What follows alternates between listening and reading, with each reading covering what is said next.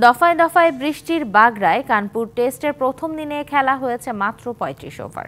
১০৭ run তুলতে ৩ top order batter হয়ে হারিয়েছে বাংলাদেশ। মমিনুল ৪০ আর ৬ রানে অপরাজিত আছেন মুশফিকুর রহিম। কানপুর থেকে জানাচ্ছেন মামুনুর রশিদ। কানপুরের বৃষ্টিবিঘ্নিত টেস্টের প্রথম দিনে আলোচনায় সাদমান ইসলামের আউট। এলবিডব্লিউ হয়ে ফেরা এই ব্যাটারের আউট নিয়ে চলছে নানা কানা ঘোষা। বোলারের আবেদনে আম্পায়ার নট আউট দিলেও হকাইয়ের সিদ্ধান্তে মাঠ ছাড়তে হয় সাদমানকে। এর আগে টস হেরে ব্যাট করতে নেমে দেখে শুনে খেলছিলেন দুই ওপেনার জাকির ও সাদমান।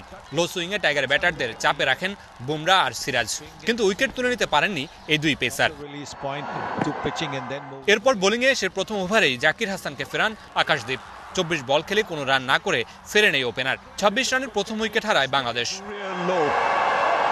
৬৫% পর্যন্ত বিদ্যুৎ বিল সাশ্রয় করে আপনাকে রাখে প্রশান্তিতে। ওয়ালটন ফ্যান হাওয়া বদলে দেয়। এর ৩ রান পরেই এলবিডব্লিউর ফাঁদে পড়ে বিদায় নেন সাদমান ইসলাম। ২৪ রান করায় ব্যাটারকে ফিরিয়ে নিজের দ্বিতীয় উইকেট তুলে নেন আকাশদীপ। চেন্নাইয়ের ফর্ম ক্যারি করা শান্ত মমিনুলের সাথে গড়েন ৫১ রানের জুটি, যে জুটি আশ্বাস দেখাচ্ছিল বড় সম্ভাবনার। কিন্তু শান্ত ৩১ রানে এলবিডব্লিউ হয়ে ফিরলে ভাঙে এই জুটি।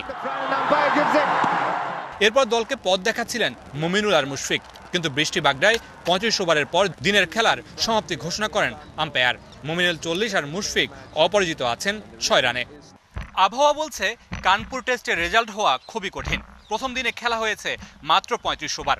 বোলারদের জন্য এই উইকেটে কিছুই নেই। দ্বিতীয় দিনের প্রথম সেশনে মুশফিক মমিনুল কেমন ব্যাটিং করেন সেটার উপরেই কানপুর টেস্টের ভাগ্যটা লেখা হয়ে যেতে পারে।